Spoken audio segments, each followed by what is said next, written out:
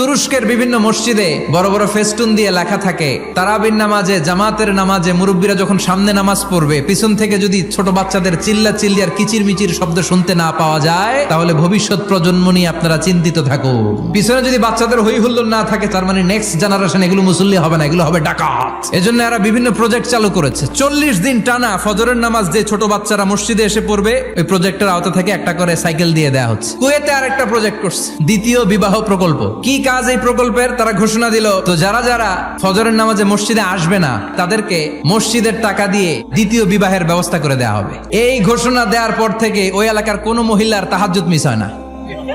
ফজর তো অনেক দূরে, তাহাজ্জুদের সময় থেকে হাজবেন্ডের ডাকা শুরু করে, মসজিদে যাও। অনেক দেশে তারাবি পড়েছি রামাদানে, ছোট বাচ্চারা পিছনে অনেক কিচির মিচির করে। হঠাৎ অ্যানাউন্সমেন্ট দেয়, বাবা মারা ছেলে মেয়েদেরকে শান্ত করেন। কিছুক্ষণ শান্ত, 2 রাকাত পর আবার চিল্লাচিল্লি। এজন্য ছোট বাচ্চাদেরকে মসজিদ থেকে তাড়িয়ে দেওয়া যাবে, এদেরকেও নিয়ে যান।